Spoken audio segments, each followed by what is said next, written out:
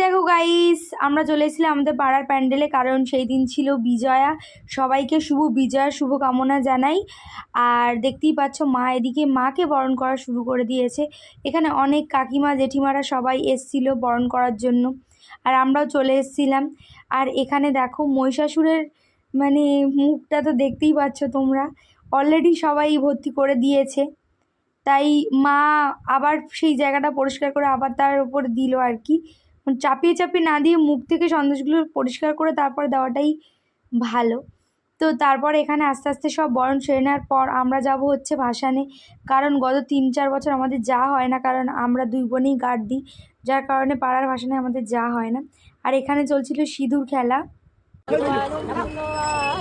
দেখো আমার কিন্তু একদমই ভালো লাগছিল না, কারণ দেখো সবাইকে নিয়ে চলে যাচ্ছে, আর কি করব বিজয়া, এটা তো মেনে নিতেই হবে না। মা যেমন আসবে, আনন্দ হবে 4-5টা দিন, আবার যাওয়ার সময় দুঃখ তো হবে। ভেতরটা দেখো কতটা ফাঁকা লাগছে, এই দৃশ্যটা মানে মেনে নেওয়াটা খুবই কষ্টকর, চোখের জল আর আটকে রাখা যায়নি।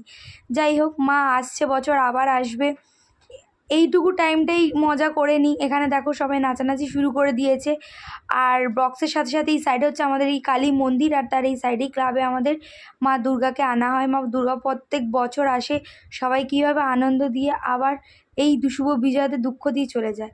আর তার উপর এই মেয়েটাকে দেখো গাইস, তোমরা দেখতে পাচ্ছ এই বৃষ্টির জল জমে আছে, তার মধ্যে কেউ নাচছে না, ও কিন্তু নাচবেই।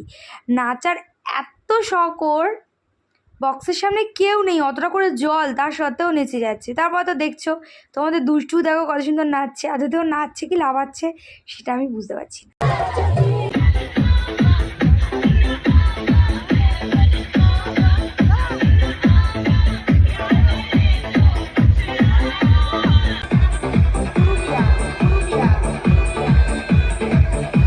এখানে অনেক রকম সাপ পাওয়া যায়, দেখলে তো কত সুন্দর সুন্দর নাগিন আছে এখানে। যাই হোক, সেই নাগিনগুলো সব আমরা দেখে তারপরে ওই নাচের ওই জায়গাটা কাটিয়ে আমরা চলে এসেছিলাম মায়ের কাছে। আর এইখানে দেখতে পাচ্ছ গাইজ, মহিষাসুরের মুখে যেমন সন্দেশ দিয়েছে, তার উপরে কি আবার একটা বাতাসা রেখে দিয়েছে, তার উপরে নাকে দড়ি দিয়ে ঘোরাচ্ছে মহিষাসুরের। আমি কি বলবো, সত্যি করে মানে মহিষাসুর যেন বেশি নির্যাতিত হয়। যাই হোক, মা আকাশ বাতাসে বিষাদের সুর, মাকে তো বিদায় দিতেই হবে, মা আসছে বছর আবার আসবে। যাই হোক, আমাদেরকে ছেড়ে মা চলে গেলেন, আবার আসছে বছর, সেই অপেক্ষায় রইলাম আমরা সবাই। তবে এই মহিষাসুরকে মানে মাটির মহিষাসুরকে এত নির্যাতিত না করে, আমার মতে এই সমাজে যারা ভালো মুখোশের আড়ালে আসল মহিষাসুরগুলো লুকিয়ে আছে, তাদের নাকে দড়ি দিয়ে ঘোরাতে পারলে